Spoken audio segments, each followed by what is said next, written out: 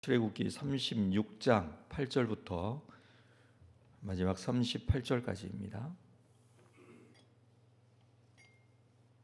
출애굽기 36장 8절부터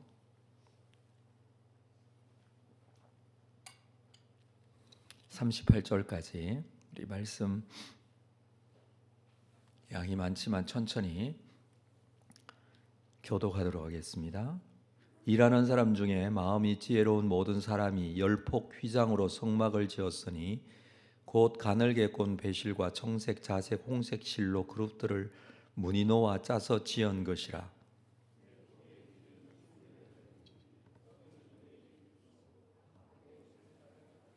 그 다섯 폭을 서로 연결하며 또 그 다섯 폭을 서로 연결하고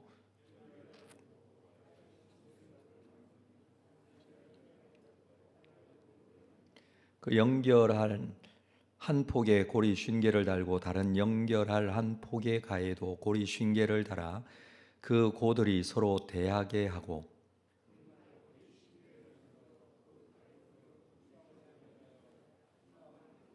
그 성막을 덮는 막 곧 휘장을 염소털로 만들되 11폭을 만들었으니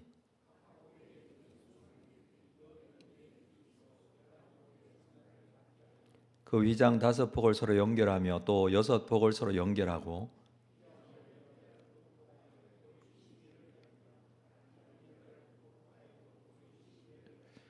녹갈고리 50개를 만들어 그 휘장을 연결하여 한 막이 되게 하고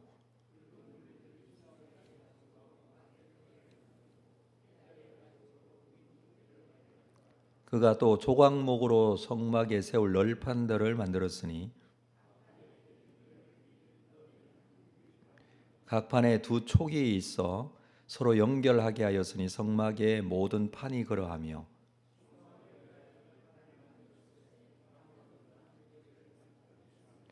그 20개 널판 밑에 은 받침 40개를 만들었으되 곧 이 널판 밑에도 두 받침이 그 두 촉을 받게 하였고 저 널판 밑에도 두 받침 그 두 촉을 받게 하였으며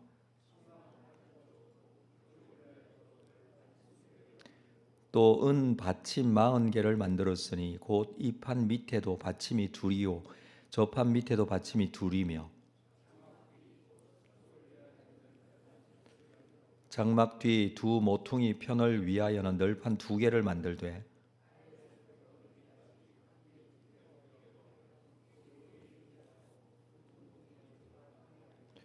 그 널판은 8개요 그 받침은 은 받침 16개라 각 널판 밑에 2개씩이었더라.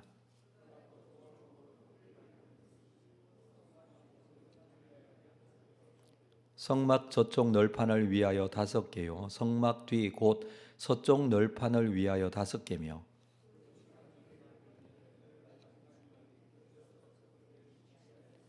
그 널판들을 금으로 싸고 그 널판에 띠를 꿰를 금고리를 만들고 그 띠도 금으로 쌌더라.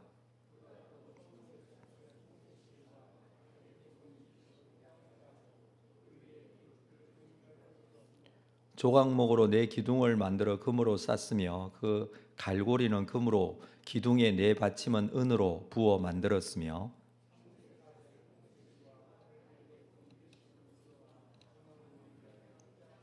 함께 읽습니다. 휘장문의 기둥 5과 그 갈고리들을 만들고 기둥 머리와 그 가름대를 금으로 쌌으며 그 5 받침은 돛이었더라. 아멘.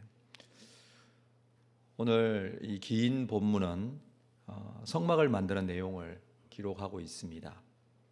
이제 하나님께서 말씀하신 대로 성막을 제작합니다. 모든 재료들을 기술자들과 함께 이 브살렐 오홀리압을 중심으로 이 일을 시작하고 있습니다. 물론 하나님께서 모세에게 말씀하신 내용 그대로 하나하나 만들어 나갔습니다. 중요한 것은 이스라엘은 장막을 만드는 데 있어서 이 성막을 만들어 가는 것을 통해서 하나님께서 말씀하신 내용대로 순종하는 모습을 보이고 있습니다. 금송아지 사건으로 인해서 지체가 되었지만 그러나 이제 회개하고 새롭게 시작된 아주 중요한 사역이었습니다. 여기에는 본문에서 자세하게 기록할 수 없는 내용들도 있습니다. 나무를 자르고 다듬고 또는 금속을 녹이고 부어서 만들고 두드려 만들고 그 크기는 한 치의 오차도 없이 정확하게 만들었습니다. 잘못된 것이 있다면 대충 넘어가지도 않고 다시 만들었을 것입니다. 이러한 모든 인간의 노력과 헌신 역시 하나님 앞에 드릴 수 있는 아주 귀한 제물이 되었던 것이죠. 오늘 본문 8절에 보니까 일하는 사람 중에 마음이 지혜로운 모든 사람이 열폭휘장으로 성막을 지었으니 곧 가늘게 꼰 배실과 청색, 자색, 홍색 실로 그룹들을 무늬 놓아서 짜서 지은 것이라. 이 본문을 기록하면서 이 본문을 기록한 저자는 이스라엘이 하나님의 지시에 따라서 성막을 완성해 갔다는 이 사실의 내용을 기록하면서 과거형 동사를 사용하고 있습니다. 이렇게 지어섰다라고 그렇게 기록을 하는 것이죠. 그것은 이렇게 완성된 시점, 그러니까 나중의 시점에서 이 글을 기록했다는 것을 보여주는데, 하나님께서 말씀하신 대로 이렇게 기록했었던 내용들을 이렇게 이루어진 내용들을 기록하고 있다는 것이죠. 그래서 우리가 이 말씀을 읽으면 하나님의 일하심과 역사하심들로 이루어진 내용이었다라는 그런 의미에서 이 본문을 볼 수 있습니다. 우리의 인생이 진행 중이라고 하지만, 그래서 아직 확정된 것은 없지만 하나님의 약속은 그대로 진행되어 이루어진다라는 사실을 이 본문에서도 우리가 찾아볼 수 있다는 것이죠. 이 성막은 휘장과 기둥으로 이루어진 건물입니다. 휘장은 다른 말로 하면 커튼과 같이 천으로 이루어진 것이라 할 수 있겠죠. 그리고 기둥을 세우고 그것을 감싼 그런 형태로 되어 있습니다. 기둥을 세우고 휘장을 두르고 덮개를 덮어서 지었습니다. 이 성막을 덮는, 위에서 덮는 휘장은 4가지로 구분이 되는데, 8절에서는 가늘게 꼰 배실과 청색, 자색, 홍색 실로 그룹들을 무늬 놓아 짜서 지은 휘장이라고 합니다. 14절에서는 염소 털로 짜서 만든 휘장, 그리고 19절에서는 순양의 가죽으로 만든, 그리고 19절 하반절에서는 해달의 가죽으로 윗덮개를 만들었다. 그러니까 제일 바깥에서부터 해달의 가죽을 덮고 그 안쪽에 붉은 물을 들인 순양의 가죽을 덮고 그 안에 순양의 털로 짠 휘장을 덮고, 그리고 가장 안쪽에 배실과 청색, 자색, 홍색 실로 그룹을 수놓아 짠 이 휘장으로 이렇게 덮었다라는 것이죠. 총 4종류의 덮개가 있었는데, 이렇게 덮은 것은 이 광야에서도 방수 혹은 보온의 역할을 잘 할 수 있도록 덮개를 만들었다라는 것을 우리가 보게 됩니다. 20절 말씀을 보면 그가 또 조각목으로 성막에 세울 널판들을 만들었다라고 합니다. 이 성막의 벽 역할을 하는 널판을 말합니다. 휘장을 휘두를 때에 지탱할 기둥, 이것은 성막의 다른 도구들처럼 조각목으로 만들어 세웠습니다. 21절 각 판의 길이는 10규빗, 너비는 1규빗 반. 10규빗이면 4.5m. 굉장히 긴 너비를 가지고 있죠. 그리고 너비 길이는 그런데 너비는 1규빗 반, 한 70cm 정도 되는 이 판을 생각하면 됩니다. 합판과 같은 그런 판이겠지만 조각목으로 이것을 만들었습니다. 그리고 22절 각 판에 2촉이 있어 서로 연결을 하게 하였으니 성막의 모든 판이 그러하였다. 이 널판의 두께는 본문에 기록이 되어 있지 않습니다. 이 성막의 내용을 기록하고 있는 26장에서도 따로 그 두께는 나오지 않습니다. 요세푸스 유대인 역사가는 이 두께가 사람의 손가락 4개 정도의 두께, 그래서 8cm라고 기록을 하고 있고, 다른 유대인 해석가들은 이 두께가 한 규빗이라고 주장하는 데도 있습니다. 한 규빗이면 45cm나 됩니다. 그리고 그 크기 모양이 아래서부터 위쪽으로 올라갈수록 그 폭이 좁다라고 주장하는 사람도 있습니다. 내용은 좀 다양할 수 있겠는데 모두 중요한 것은 기둥 역할을 하기에 충분하다라고 할 수가 있겠죠. 이런 널판을 연결해서 벽을 세웠다라고 볼 수 있습니다. 23절에 보면 성막을 위하여 널판을 만들었으되 나무로 남쪽에 널판 20개라라고 했습니다. 널판들을 연결해서 만들었죠. 자세한 내용들을 뒤에서 쭉 기록을 하고 있지만 우리가 다 그것을 살펴볼 수 없겠지만 이 성막은 총 남쪽과 북쪽 벽은 30규빗 정도의 벽이 있습니다. 그리고 서쪽과 동쪽은 10규빗 정도의 크기라고 할 수 있습니다. 30규빗이면 13.5m 정도, 그리고 10규빗이면 4.5m 정도 되겠죠. 이 정도 크기, 이게 성막의 크기였습니다. 전체 울타리, 그러니까 성막을 둘러싼 마당까지 다 포함한 전체 울타리의 크기가 100규빗, 50규빗.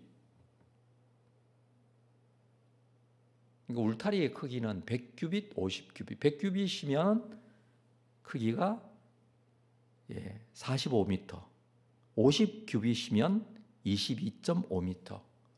제가 이 사이즈를 좀 생각을 해봤는데 크기를 보면 좀 이해를 돕기 위해서 우리 교회에 여기 땅이 있습니다. 이 땅 가로 또 세로는 옆 건물인 뒤쪽에 있는 건물인 어린이집이 있는데 거기까지 합하면 지금 이 울타리 크기하고 비슷합니다. 그러니까 눈에 우리가 잘 시각적으로 잘 느껴지지 않지만 땅의 크기를 얘기합니다. 땅의 크기. 그러니까 전체 땅, 이 성막의 바깥 울타리 크기가 100규빗, 50규빗, 길이가 100규빗 그리고 폭이 50규빗 정도 되면 그 정도의 땅 크기가 되고요. 그 안에 성막을 만들잖아요. 그 안에 성막을 세웠는데 그 성막의 크기는 30규빗, 10규빗이라고 그랬습니다. 이 크기는 어느 정도 되느냐 하면 여러분 본당 안에 있는 장의자 지금 하나당 크기가 한 2.5m 되는데 2개를 합하면 됩니다. 그러니까 이쪽 2줄 그리고 앞쪽으로 길이가 13.5m니까 지금 여러분들이 앉아있는 이 2줄을 합한 크기 정도 됩니다. 그러니까 성막 안에는 그렇게 크지는 않습니다.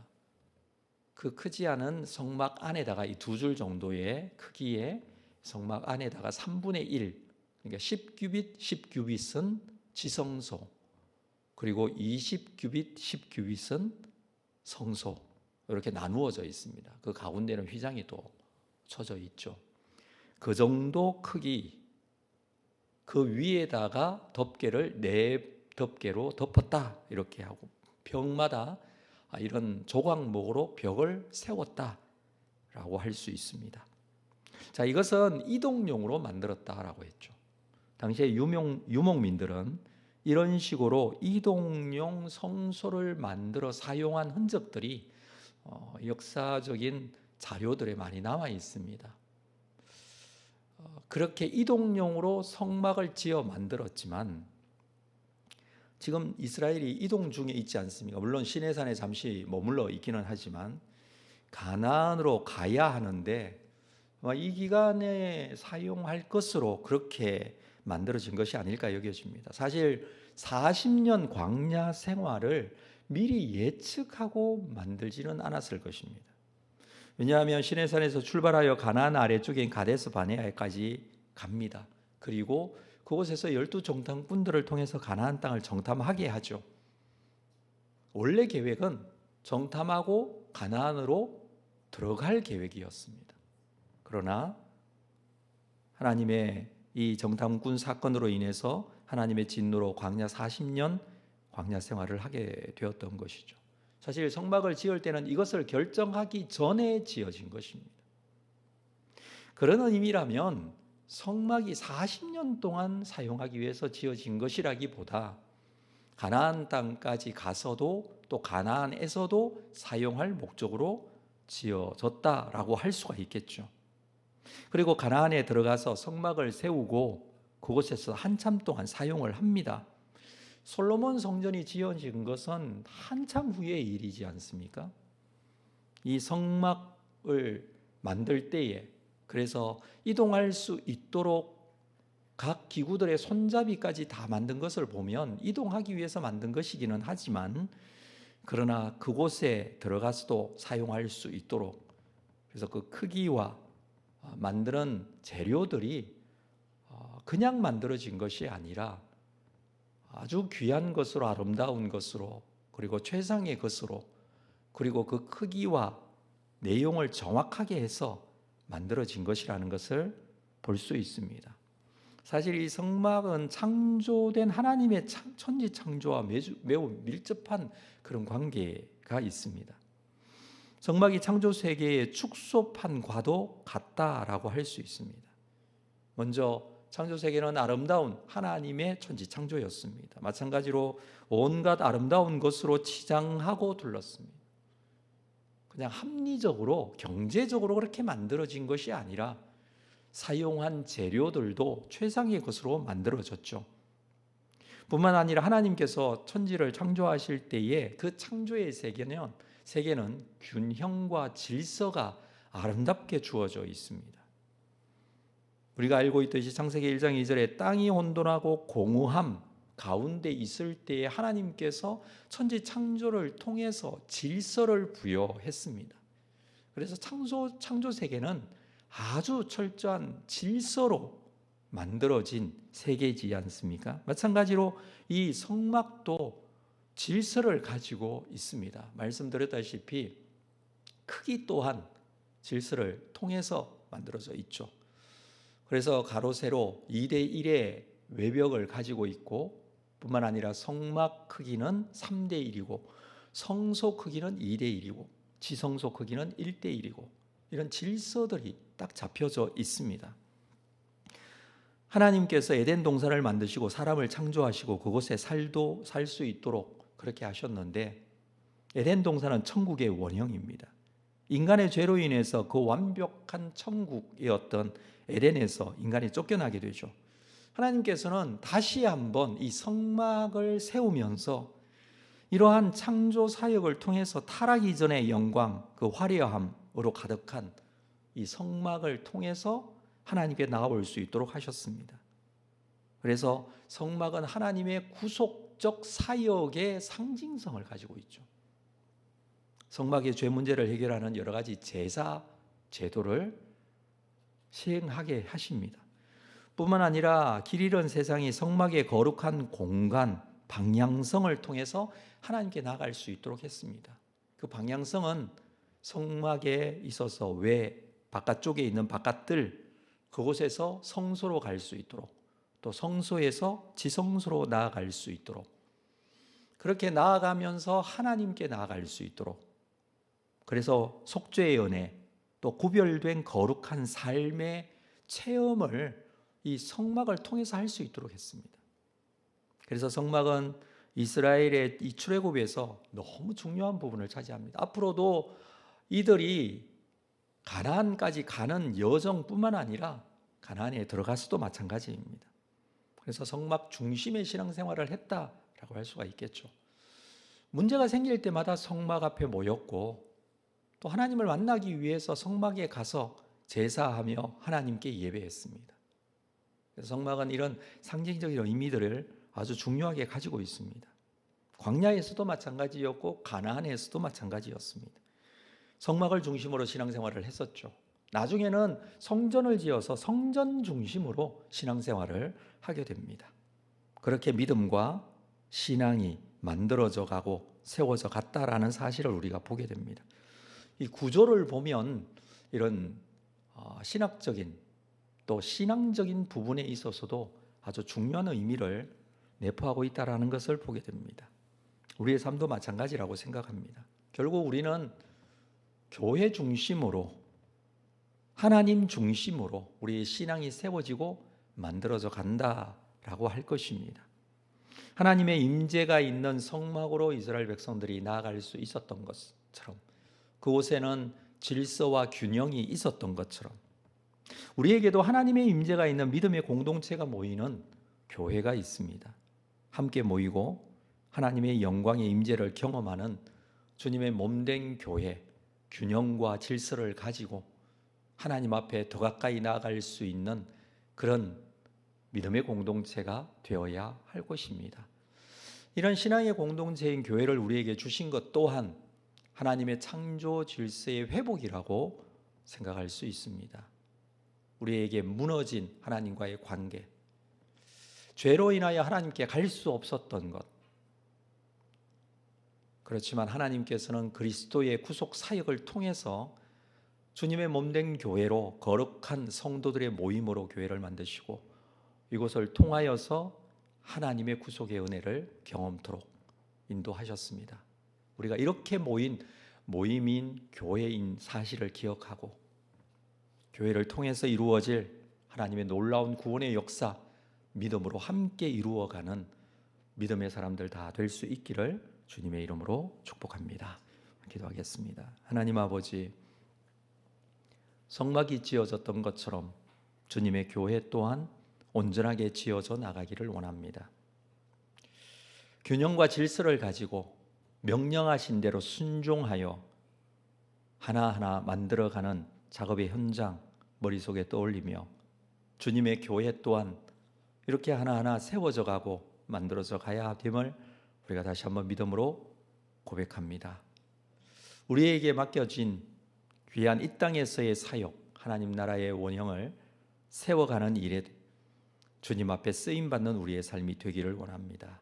주께서 우리를 사용하시고 인도해 주실 줄로 믿고 우리는 순종함으로 주님의 말씀에 따를 수 있는 귀한 은혜 더하여 주옵소서. 예수님의 이름으로 기도합니다. 아멘.